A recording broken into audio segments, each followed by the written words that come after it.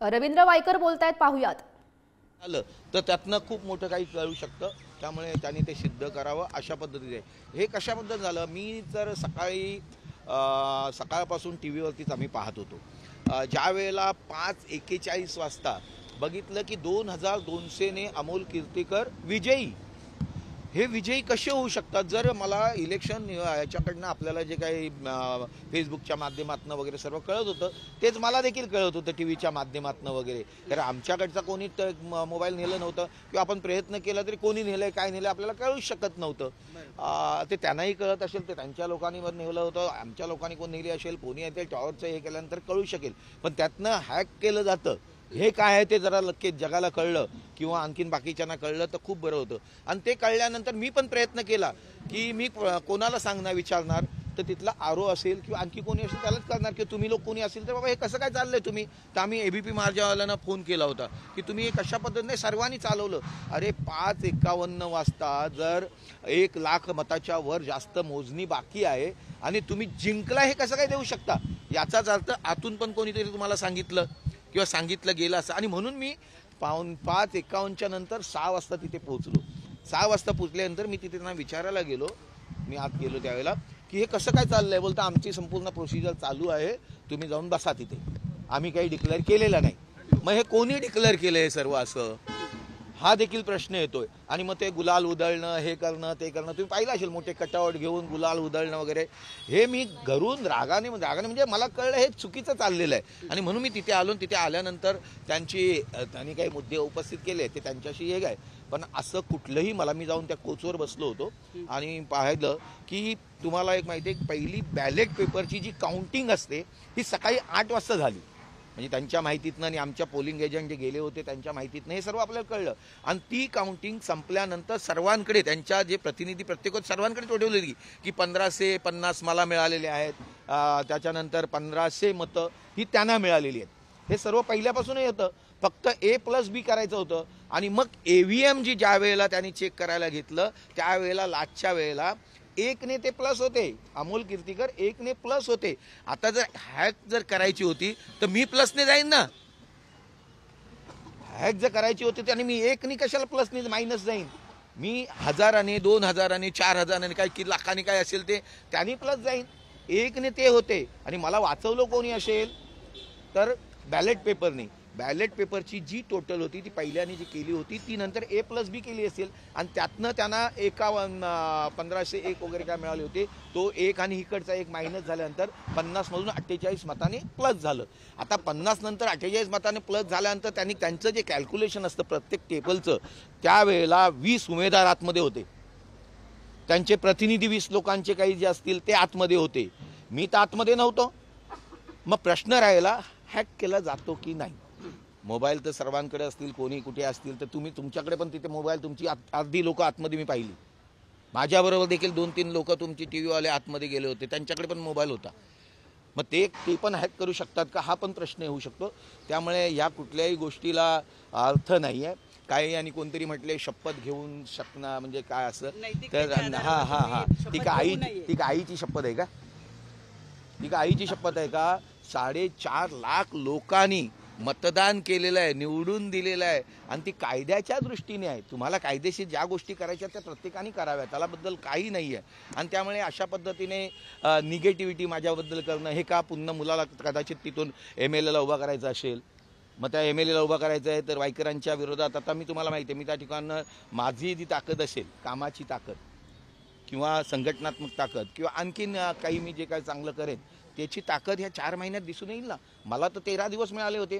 याच्यामध्ये दुसरी एक गोष्ट की CMच्या माध्यमातून की त्यांना जो फंड दिला होता तो मी ऐकलं की 535 कोटीचा फंड त्यांना दिला होता.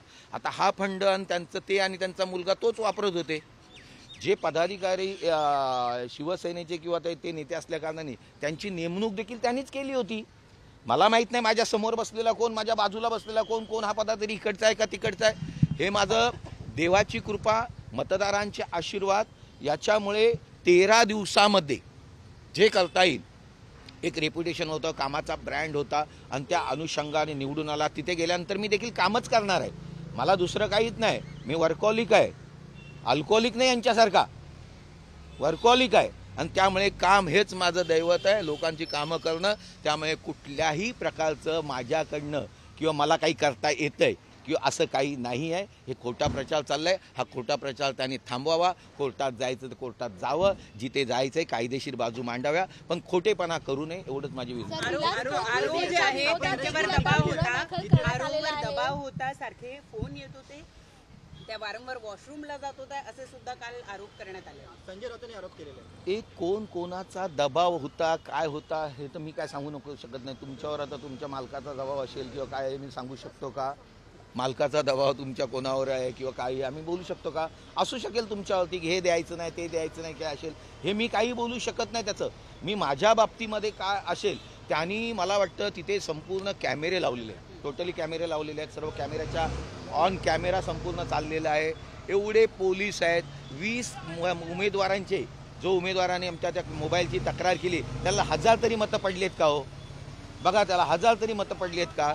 मग अशा पद्धतीने तो कंप्लेंट करतोय, तो कोणाच्या सांगण्यावरनं करतोय?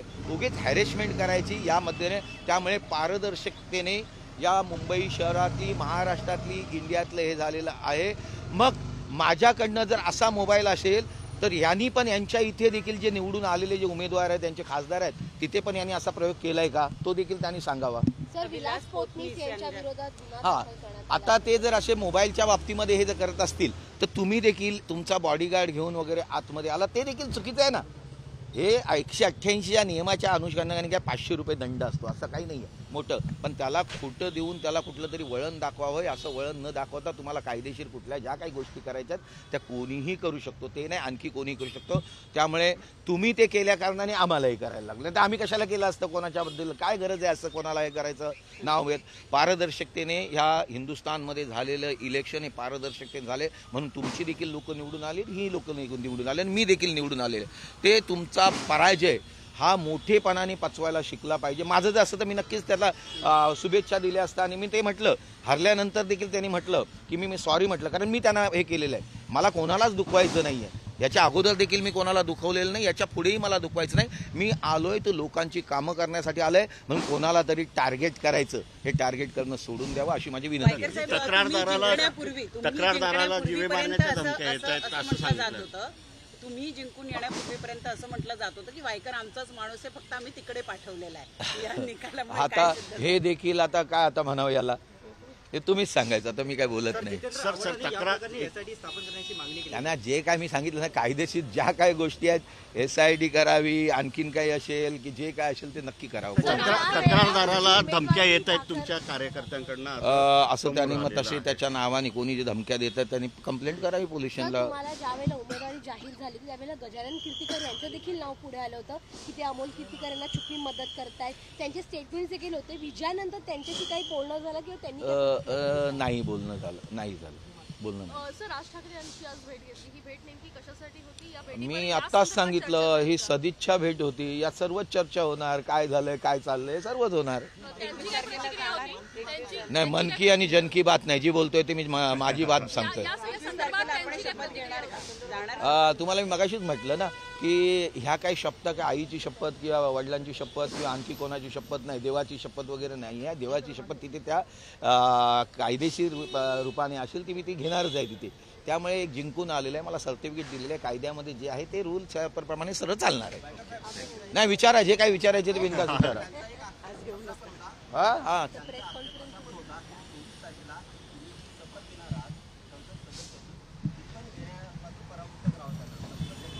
असं कायद्यात जे आहे ते होईल ना. कायद्यात मी पुन्हा पुन्हा तेच काय सांगू, कायद्यात जे असेल ते होणार. मी कायदा मानणारा मनुष्य आहे आणि जाणणारा देखील आहे. राज ठाकरेंनी काय नेमकं म्हटलंय आजच्या बैठकीमध्ये? कारण तुम्ही त्यांना स्पष्टीकरण दिलेलं आहे. आज काय झालं नेमकं याच्या? मी असं काही स्पष्टीकरण काय कोणाला दिलेलं नाहीये. राज ठाकरेंची तुम्ही विचारताय त्याला स्पष्टीकरण देतोय मी. राज ठाकरे काय म्हणाले नेमकं? नाही, असं आता जी काही राजकारणाच्या वरती जी गोष्टी असतात त्याच चालणार.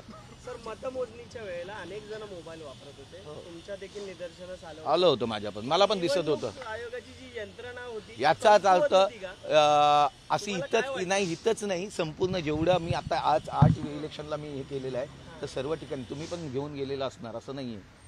तुम्ही नाही सांगू नका मला तुम्ही. हा, सीसीटीव्ही संदर्भात देखील प्रश्न ते बघाव ना, ते आले सीसीटीव्ही मध्ये आले तर सीसीटीव्ही मध्ये काही जरी आलं किंवा कोणी बोललं किंवा काही केलं याचा काही त्या काउंटिंगशी की मतदानाशी हा काही संबंध नसतो. संजय राऊत म्हणतात काहीतरी फेरफार करायचा.